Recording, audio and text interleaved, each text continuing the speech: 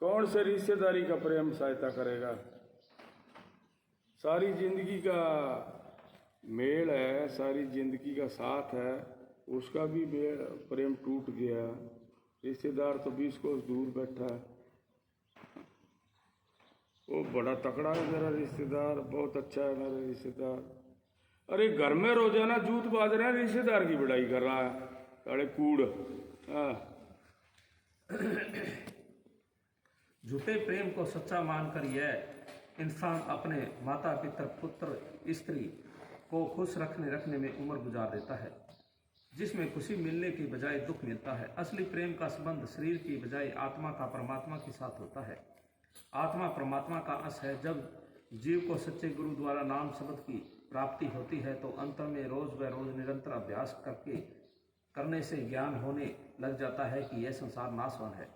जिन चीज़ों से तू प्यार करता है वो सब झूठी है, अपनी नहीं पराई है। परायों के साथ प्रेम लगाने में क्या फायदा?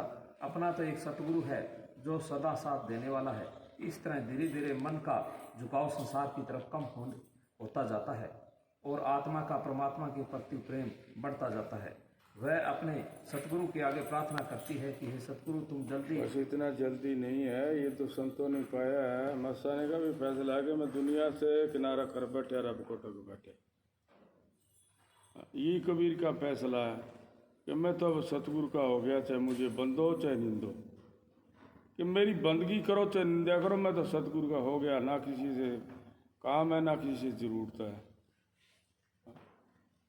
बस इसी तरह मुँह मोड़ना पड़ता है उसकी तरफ से। पर ये दुनियादारी का काम निमा के भी संतों ने उसके तरफ जोड़ा है। जोड़ा कैसे है? वचनों को अमल करने से जोड़ेगा। अमल करो, थोड़ा थोड़ा घटाता जाओ, झूठी चीज़ है उसको, और जो हमारे मतलब की जरूरत की चीज़ है उसको कमाते जाओ, फिर तो लाभ है उसमें। बगैर मतलब कूड़ में टाइम खराब क्यों करते हो? बगैर मतलब निंदा चुगली करके रिश्तेदार के साथ वो प्यार है? कूड़ है। जरूरत की तो हाँ जी ठीक है बस मुख की बात तो दो में ही। फिर उसको सारी रात गाओ चाहे सारे दिन गाओ, सारा दिन पूछो चाहे सारी रात बैठ के उसके पास बतलाओ, कोई हो जाएगा सुखा? रिश्तेदार के कर सकते हो कि तुम्हारे कर देगा वो? नहीं। बस सहायता इतनी है जी, ठीक है। बस हम तो कहते हैं कोई भी आता है फिर भी चलो कहते भी मौके हो तो ठीक है, आगे सतगुरु जाना। तुम लोग ऐसे कि बस ठाट हो रहे हैं। इसी तरह काल जुत्ते मारता है। क्यों? ये अहंकार की बो है। अहंकार की बो में दुख है। दीनता धारणा तो इसी तरह अपनी हस्ती मिटा के बात करो कि वक्त का तो ठीक है, आगे मालक जाने।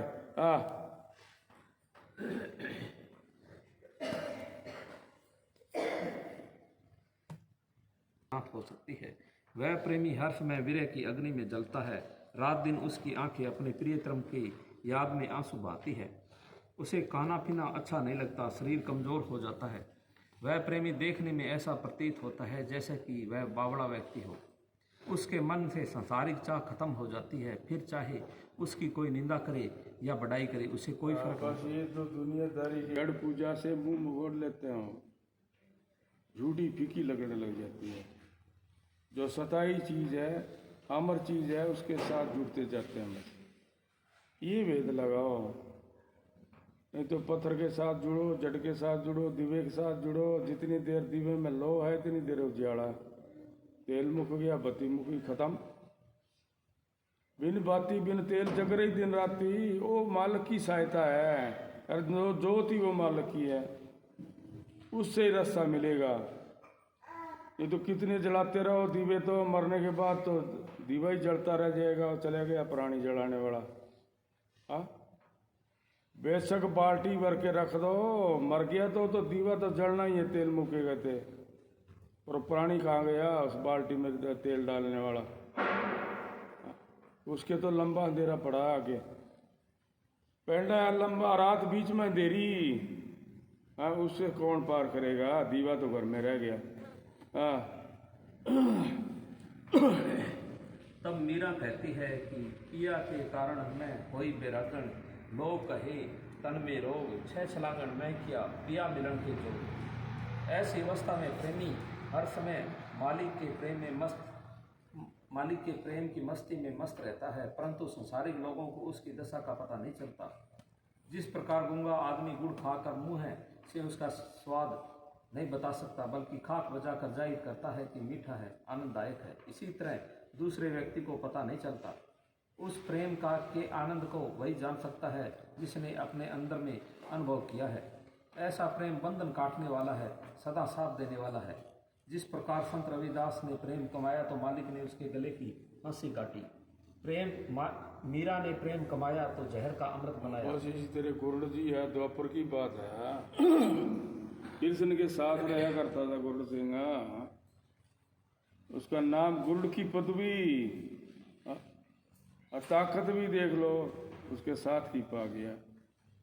अब फिर भी उसकी रक्षा करने की भावना मन में कि नहीं, हम कृष्ण को नहीं जाने देंगे अकेला, उसे पहले मरेंगे उनसे। हाँ, जब उसका धोखा निकाला जब विश्वास आया। हाँ? नदी के किनारे ले गया कि गुरुड़ जी इस डुबकी लगा उस नदी में। हाँ? और गुरुड़ जी उस डुबकी लगाई पानी में तो नीचे सहसनाक आसन धर के बैठ गए। हाँ? और उसको पता चल गया देखते ही कि बाहर भी तू अंदर भी तू, कि तो फिर तू किसकी रक्षा कर रहा है, मैं जल थल सब जगह हूँ। कृष्ण ने विदुर के घर केले की छिलके खाई। प्रेम के पीछे मालिक ने धन्ने भगत का खेत मोतियों से निपजाया था। कैसे? धन्ना भगत अपना ज़्यादातर समय मालिक की यादगिरी में व्यतीत करता था। एक बार जोरदार बारिश हुई तो गांव के सारे किसान खेतों में बाजरी की बिजाई करने जा रहे थे। धन्ने भगत की पत्नी धन्ने से बोली कि तुम भी खेतों में जाकर बाजरी बीज आओ। धन्ना भगत बोला कि हमें तो मालिक यूं ही देगा। तो उसकी औरत बोली कि घर में इस तरह हाथ पर हाथ रख कर बैठे रहने से क्या बनेगा, बच्चे क्या खाएंगे। उसके कहने पर धन्ना भगत कुछ बाजरी ली और खेतों की तरफ चल पड़ा। रास्ते में कुछ साधु मिले। वे धन्ने भगत को कहने लगे कि धन्ना, यह काम अपना तो नहीं। धन्ना कहने लगा कि घर में झगड़े से पीछा छुड़ाकर आया हूँ, अगर मेरे योग्य कोई सेवा हो तो बताओ। साधु बोले कि धन्ना, बड़ी भूख लगी है, अगर तुम्हारे पास कुछ खाने को है तो दे दो। तो धन्ने भगत ने वह बीज वाली बाजरी साधुओं के आगे रख दी और कहा कि इस समय तो मेरे पास यही है। खेतों की तरफ चल पड़ा। जाकर खेत के चारों तरफ हल का खून निकालने लगा तो बाजरी खत्म हो गई। धन्ना भगत हल को छोड़कर मालिक के ध्यान में बैठ गया। तब मालिक ने प्रकट होकर धन्ने से कहा, धन्ना, हल बीच में ही क्यों छोड़ दिया, खून तो पूरा कर। तब धन्ने भगत ने कहा कि मेरे पास तो इतना ही बीज था, अब बाकी रे को आप पूरा कर दो। तब धन्ने भगत का अपने प्रति सच्चा प्रेम देखकर मालिक ने खुद हल चलाकर बचा हुआ खून पूरा किया। तब संतों ने एक भजन में कहा है कि 3 लोग का नाथ जाट के रह गया हाड़ी रे। परमात्मा ने अपने, इसका मतलब कैसे पाया था उसने, ये भेद नहीं। तो फिर पढ़ने से क्या बनेगा, अमल करके देखने से पता लगता है, अंदर देखने से, अक्षर को देखने से कैसे। ये जचेगी बात कि उसने कैसे हल चलाया। उसको धन्ने को ठाके उसके साथ होके बीज बोया था उस मोतियों का, और तो धन्ने ने चलाया, उसने बीज मोती बोए थे उसमें। इसी तरह मनाई उसकी औरत ने चलाया। चलो बोले, मालिक की याद में बैठा है। उसकी औरत ने गुस्से में आकर एक बिछलुम्बा धन्ने के आगे फेंक कर मारा और बोली कि तुम यही बीज कर आया था क्या। बिछलुम्बा धरती पर पड़ते ही फूट गया और उसमें बेशकीमती मोती निकले और चारों तरफ बिखर गए। तब धन्ना भगत कहने लगा कि बावली, इतने कीमती मोतियों को धरती पर बिखेर रही है, ये मोती तो 1-1 लाख रुपए के हैं। तब धन्ने भगत की औरत मोतियों को इकट्ठा करके कहने लगी कि आपकी खातिर खीर बनाऊं या हलवा। तब धन्ना भगत कहने लगा कि हलवा तुम मुझे नहीं, माया को खिला रही है।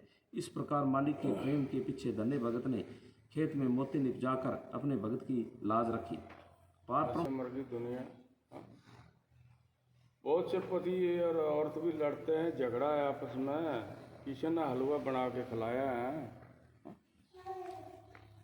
देख लो, ये माया की गर्ज है। फिर भी वो कहता है नहीं, तू ये काम तैने नहीं किया, ये तो सतगुरु का काम करे है, फिर भी तू मेरे को गिना रही है कि हलवा बना के खिलाऊं।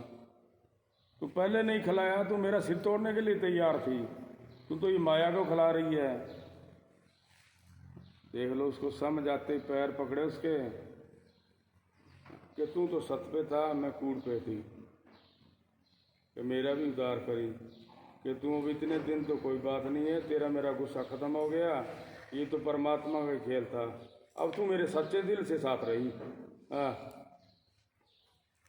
सत्संग पार ब्रह्म संत मैनेजर महावीर साहिब जी फरमाते हैं कि एक मालिक ही सत स्वरूप है जो